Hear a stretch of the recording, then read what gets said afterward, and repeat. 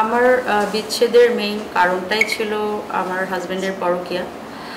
যে পরকীয়া নামক ব্যাধিটা বাংলাদেশে এখন ট্রেন্ডিংয়ে আছে।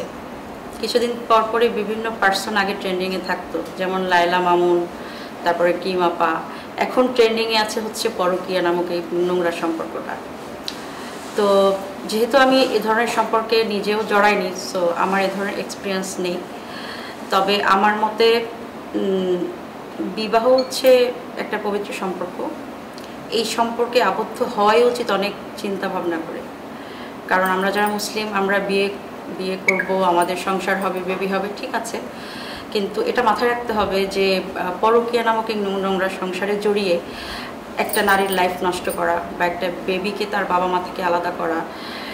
আমি তো অ্যাজ এ আর্টিস্ট আমার প্রেক্ষাপট থেকেই বলি না, দেখেন আমার ক্যারিয়ারটাতে আমার যতটুকু সম্মান ছিল, ইনস্ট্যান্ট একটা ছোট্ট একটা ভিডিওর জন্য সব সম্মান কি আপনাদের সামনে নষ্ট হয়ে যায়নি? আমি কি মাথা নত হয়নি? আমার মাথাটা কিন্তু হেট হয়ে গেছে সবার সামনে। আমি আজকে 17-18 বছর যাবৎ বিভিন্ন সামাজিক সংস্থার সাথে জড়িত, সমাজ কল্যাণমূলক কাজের সাথে জড়িত। আমি লায়ন্স ক্লাবের অনেক সিনিয়র মেম্বার। আজকে 17 বছর যাবৎ আমি মানুষের সেবা করেছি। এটা কিন্তু কারো ডোনেশন নিয়ে না।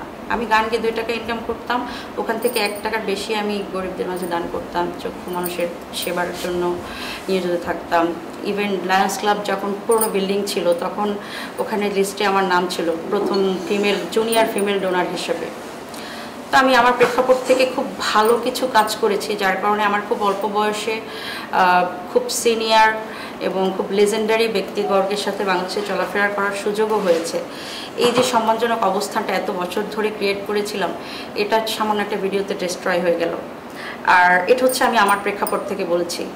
তো নট অ্যাজ অ্যান আর্টিস্ট, একজন গৃহিণী বলেন, একজন খেটে খাওয়া নারী বলেন, একজন চাকরিজীবী বলেন, একজন ব্যবসায়ী নারী বলেন, যখন তার লাইফে পরকীয়া নামক এই নোংরা বিষয়টা ঢুকবে, প্রথমেই তার মানসিকভাবে সে বিধ্বস্ত হয়ে পড়বে, শারীরিকভাবে আস্তে আস্তে অসুস্থ হয়ে যাবে, তার বাচ্চার ফিউচার, ক্যারিয়ার সব কিছু ডিস্ট্রয় হবে, সংসারে অশান্তি হবে।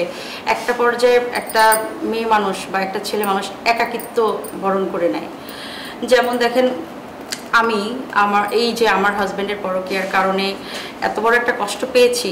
সবার আগে আমার সম্মান চলে গেছে। আর শিল্পী হিসেবে সম্মানটা অনেক বড় ইম্পর্টেন্ট। আমি শুধু টাকা কামাই না, আমরা সম্মানও কামাই। হ্যাঁ, তো এটা চলে যাওয়াতে আমি নিজেই ব্যক্তিগতভাবে, মানসিকভাবে অনেক চিন্তা ভাবনা করে ডিসিশন নিয়েছি আমি আর লাইফে কোনো রিলেশনশিপে জড়াবো না, বিয়ে শাদিও করবো না।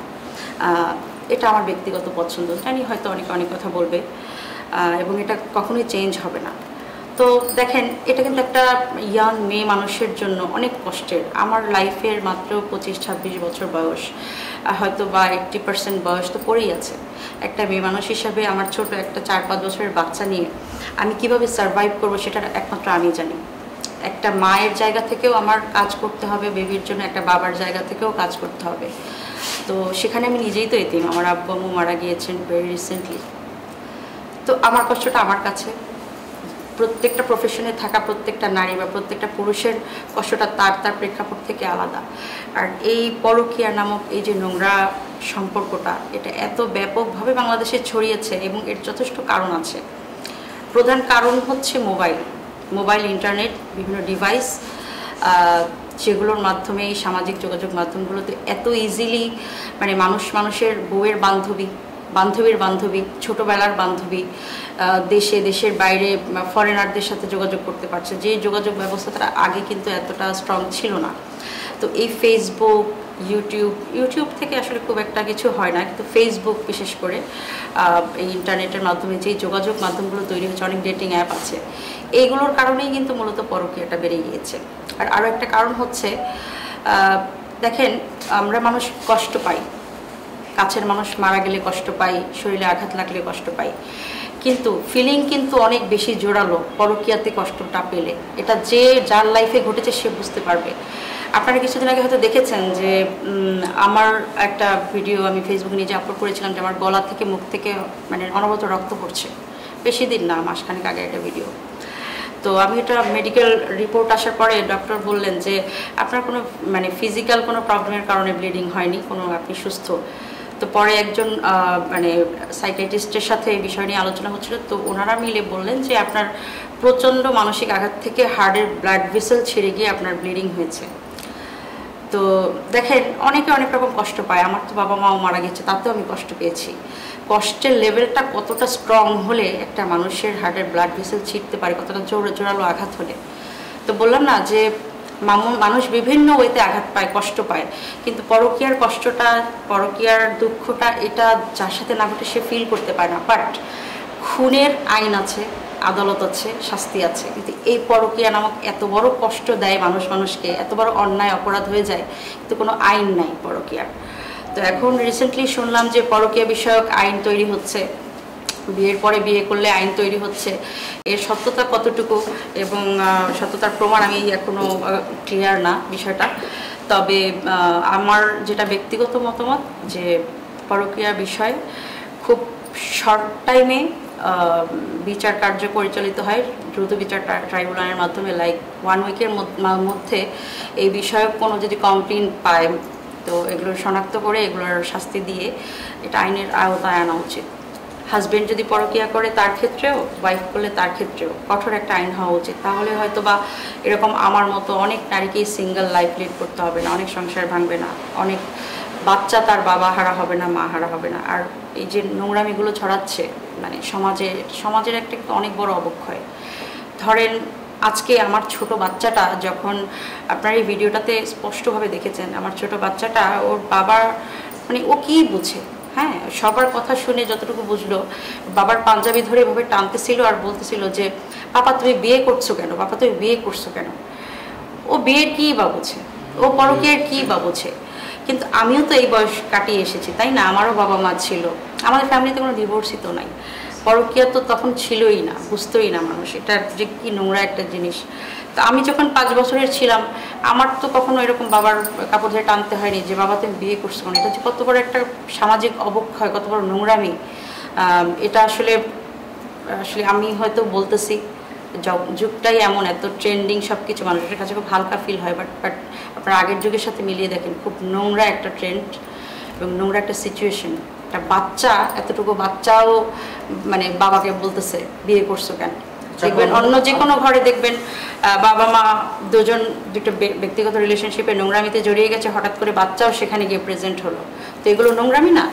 আমরা এখানে আসতেছি, আমরা একটু আপনার কাছে জানবো আপনি কখন ডিসিশন নিলেন আপনারা সেপারেট হয়ে যাবেন বা সেপারেট হচ্ছেন, বা কখন এই ডিসিশনটা নিলেন? আচ্ছা, এখানে একটা মানে স্পেশাল একটা ব্যাপার আছে, আমি আপনাদের ক্লিয়ার করে দিই। আমি কিন্তু আমার হাজব্যান্ডকে ডিভোর্স দেইনি এবং আমার ডিভোর্স দেওয়ার কোনো কারণও ছিল না, কোনো রিজনও ছিল না, এবং আমি কখনোই দিতাম না ডিভোর্স, এবং এই ডিভোর্সের ব্যাপারে আমি কিছু জানিও না। আচ্ছা, আমি শুধু হঠাৎ করে জানতে পারি যে আমার হাজব্যান্ড কক্সবাজার একটা হোটেলে একটা মেয়ের সাথে আছে। আচ্ছা, সেটা জানার পর থেকে আমি আমার মতো করে ইনভেস্টিগেশন করতে থাকি। একটা পর্যায়ে আমি ইনফরমেশন পাই যে সে একটা লোকেশনে ওখানে আনুষ্ঠানিকতার মাধ্যমে একটা মেয়েকে বিয়ে করতে যাচ্ছে। তো that was very shocking for me. তো ইনস্ট্যান্ট আমি আমার বেবিকে নিয়ে ওখানে যাই, এবং যাওয়ার পর যখন আমি সত্যতা জানতে পারি আমি পুলিশকে ইনফর্ম করি, এবং ওই মেয়ে দরজা খোলার পর যখন অস্বীকার করলো,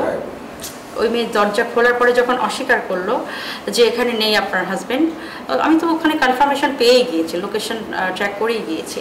তো তখন আমি থানায় অভিযোগের মাধ্যমে, চিঠির মাধ্যমে কমপ্লেন করে লিগ্যাল ওয়েতে পুলিশ নিয়ে, এবং যেহেতু আমি একজন আর্টিস্ট, আমার ব্যক্তিগত জীবনে ভালো হোক মন্দ হোক, আমার সাংবাদিকদের একটা সাপোর্ট আমার দরকার ছিল।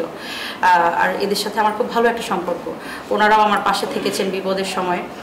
তো ওখানে গিয়ে কিন্তু আমি হাতে নাতে ধরলাম।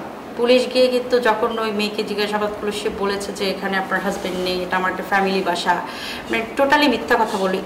আমি খুব অবাক যে এই 55-60 বছরের একটা মানে মহিলা, এই সুগার মাম্মি, মানে মুখের উপর কীভাবে মিথ্যা কথা, তাও পুলিশের সাথে, মানে সে পুলিশ কিচ্ছু ভয় পায় না। তো যাই হোক, তো একটা পর্যায়ে আমার ওয়ে থেকে আমি রিয়েল ইনফরমেশন যতটুকু জানি সেটা আমি মিডিয়াতে বলবো না, কিন্তু ওনারা কিন্তু মানে এখনও আমাকে বা আশেপাশের কাউকে, ইভেন ওই মেয়ের পরিবারও কিন্তু জানে বিয়ে হয়নি। সো বিয়ে হয়নি, ওকে। আমি সত্যটা জানি, কবে হয়েছে না হয়েছে, কী হয়েছে, আমি টোটাল সব কিছু জানি, তারা কোথায় কী আছে। আমার হাজব্যান্ড তো আমি আমার মতো করে খবর রেখেছি। তো যাই হোক, ডিভোর্স কীভাবে হলো বা আমি দিলাম কিনা সেই ইস্যুতে আসি, ওই ইস্যুতেই কথা বলছিলাম। তো এই ভদ্রমহিলা যখন মিথ্যে বললো তখন হচ্ছে ওখানকার এলাকার অনেক নেতৃবৃন্দ ছিল, নেতা ছিল, বিএনপির অনেক বড় বড় নেতারাই আসছে, ওনারা এগিয়ে আসছে সাপোর্টের জন্য।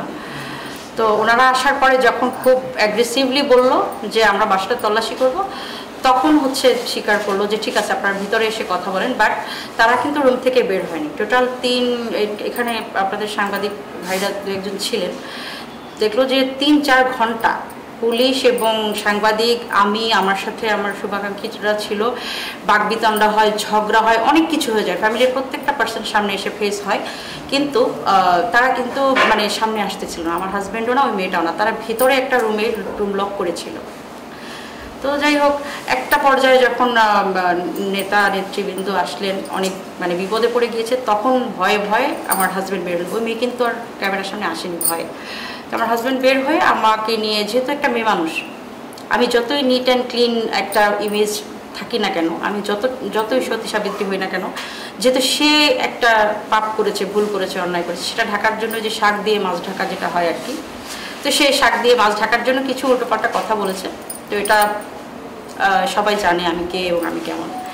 তো যাই হোক, ওটা বলা যখন শুরু করলো, তখন একটা পর্যায়ে পুলিশ তাকে আটক করে নিয়ে গেল। এবং এর আগে যেটা ঘটেছে, প্রথমে এই মেয়েটা দরজা খুলেছে, মানে এই ভদ্রমহিলা দরজা খুলেছিল, তখন পুলিশকে সে ভেতরে আলাদা নিয়ে গিয়ে কথা বলবে, সে আমার সাথেও কথা বলবে না, সাংবাদিকদেরও ঢুকতে দেবে না, সে ওই থানার পুলিশকে একা নিয়ে রুমের ভিতরে কথা বলল। তো উনি কথা বলে বের হয়ে যেটা আমাকে বললেন ওই অফিসার, যে এই ভদ্রমহিলা একটা ডিভোর্স পেপার দেখাচ্ছে এবং বলছে এটা হচ্ছে আনিশা তালুকদার, আপনি আপনার ডিভোর্স পেপার আপনার হাজব্যান্ড আপনাকে দিয়েছে আরও 6-7 মাস আগে। তো তখন আমি জানতে পারি এবং আমি খুবই শকড হই যে ভাই, আমি তো লেসবি না, বিয়ে আমার হাজব্যান্ড একটা পুরুষ, তার সাথে আমার হয়েছে, ডিভোর্স যেটা আমার হাজব্যান্ড আমাকে দিবে বা আমি তাকে দেবো, একটা মেয়ে মানুষ আমার ডিভোর্স যেটা দিচ্ছে, মানে আমাকে, তাও আমাকেও না, মানে পুলিশকে দিচ্ছে, একটা মেয়ে মানুষ আর একটা মেয়ে মানুষ আমার ডিভোর্স লেটার কীভাবে দিবে? তার কি দেওয়ার রাইট, ডিভোর্স দেওয়ার রাইট আছে? বিয়ে যে করেছে ডিভোর্স তো সে আমাকেই দিবে, আমি জানিও না, আমি খুব শক। তখন বললাম ঠিক আছে ডিভোর্স পেপারটা আমাকে এনে দেখেন, তো সেটাও এই মেয়ে দিবে না। তো ওনাকে বললাম যে আপনি এক কাজ করেন, ওটা ছবি তুলে ওটার সত্যতা যাচাই করেন, এটা রিয়েল কিনা। তো পরে যখন থানায় গিয়ে উনি বললো যে হ্যাঁ, এটা কাগজটা রিয়েল, আপনি জানেন না এটা আপনার সাথে প্রতারণামূলক একটা ডিভোর্স ফেক তৈরি করেছে, বাট কাগজটা রিয়েল, এটা সত্যি কথা। যাই হোক, তো পরে ওখান থেকে থানায় তাকে আটক করে নিয়ে যাওয়া হলো, এটা বাসায় ছিল। এবং ওখানে গিয়ে জানতে পারি যে 300 ফিটে অনেক বড় একটা রেস্টুরেন্ট হল বুকিং করে অসংখ্য মানুষজনের দাওয়াত দিয়ে আনুষ্ঠানিকতার সাথে ওই দিন গায়ে হলুদ ছিল, সন্ধ্যায় গায়ে হলুদ, আর দুপুরে গিয়ে আমরা তাদেরকে হাতে নাতে ধরেছি। আর পরদিন বিয়ের অনুষ্ঠান হওয়ার কথা ছিল, যেটা হয়নি। তো এনিওয়েজ, আমার বাসা থেকে যখন আমার হাজব্যান্ড পালিয়ে যায়, তখন 37 ভরির উপরে গোল্ড আমার ব্যক্তিগত ব্যবহারের এবং প্রায় 12,24,000 সামথিং ক্যাশ। আগের দিন আমার বাড়িধারা কনভেনশন হলে একটা দুর্গাপূজার কনসার্ট ছিল, তো আপনারা তো জানেন পেমেন্টের ব্যাপারে। এবং আমি কিন্তু নট অনলি সিঙ্গার, আমি একটা ইভেন্ট অর্গানাইজার। আমার শোগুলো আমি মানে টোটাল আমি নিজেই দায়িত্ব নিই, মিউজিশিয়ান, সাউন্ড সিস্টেম, তো সবার পেমেন্টের একটা ব্যাপার থাকে। এবং দুর্গাপূজার শোগুলো শুরু হয় মানে নবমী, দশমী আলাদা, মানে অনেকগুলো শো একসাথে একটা প্যাক থাকে, তো অনেকগুলো শোয়ের payment, that was big amount.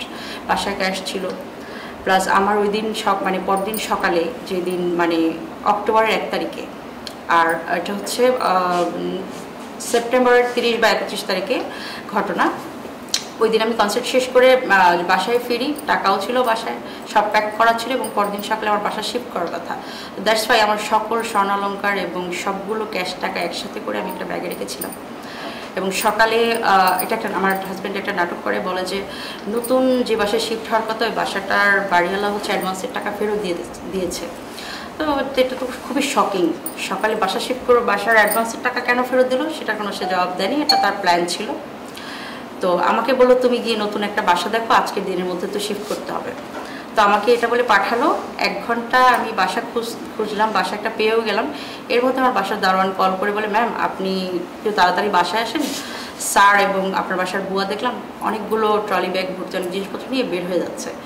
তো বললাম আটকাও, তো বলে স্যার তো গাড়ি টান দিয়ে চলে গেছে, বুয়া আছে। তো বুয়াকে আটকালো, বাসায় আসলাম, এসে দেখি আমার সর্বনাশ হয়ে গেছে। আমার এতদিনের জমানো স্বর্ণালঙ্কার, এতগুলো টাকা ক্যাশ, এই মানুষগুলোকে কীভাবে পেমেন্ট দিতাম আমি।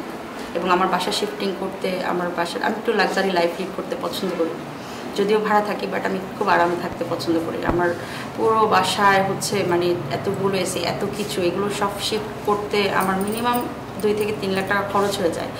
এই সমস্ত টাকা পয়সা একসাথে রাখা ছিল, এগুলো নিয়ে পালালো। এবং এই টাকাগুলো দিয়েই তারা মানে বিশাল অনুষ্ঠান আয়োজন করে বিয়ে করতে যাচ্ছিল, যেটা আর হয়নি।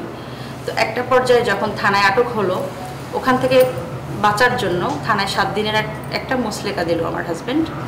বলল যে আমি তাহলে আনিশার সাথে চলে যাব বাসায়, আই এম সরি, আমি চেষ্টা করবো আমার সংসারটা টেকানোর, মানে বাট দ্যাট ওয়াজ এ নাটক। তো আমার সাথে বাসায় গেলেন, প্রথম দিন ঠিক ছিলেন, আমাকে একটু কনভিন্স করলেন। দ্বিতীয় দিন যখন আমি খাওয়া দাওয়া করে ঘুমালাম, তো আমার হাজব্যান্ড, আমার বেবি এবং আমি, বেবি মাঝখানে ছিল, তো দেখলাম যে ওদের একটু ঘুমাতে কষ্ট হচ্ছে, জায়গার সংকট। তো আমি বললাম ঠিক আছে তোমরা ঘুমাও, আমি সামনের রুমে গিয়ে সোফায় একটু শুই। তো সামনের সোফায় শুইলাম, হঠাৎ করে ঘুমিয়ে গেলাম। আর ঘুম ভাঙলো আমার সকাল 8টায়। ঘুম ভেঙে দেখি যে আমার হচ্ছে মানে মেইন ডোর খোলা। তো দেখে আমি খুব রাগ করলাম, আমি যেহেতু আর্টিস্ট, আমার বাসাটা খুব সিকিউর থাকতে হয়। তো বেডরুমে গিয়ে দেখি বাচ্চা একা ঘুমিয়ে আছে। তো তখন আমি মানে বকা দেওয়ার জন্য আমার হাজব্যান্ডকে ফোন দিব যে হয়তো সকালে অফিসের কাজে বের হয়ে গেছে, কিন্তু বাচ্চা বাসায় কেন দরজা খোলা রেখে গেল। তো এটা বলার জন্য ফোন মানে খুঁজলাম। তো যেহেতু একটু জানিয়ে রাখি আপনাদের, উনি হচ্ছে কিছু পর্নোগ্রাফি ধারণ করেছিলেন। ছোট্ট করে বলি, আর কিছু এই বিষয়ে প্রশ্ন না করলে খুব সব। তো ওইগুলোর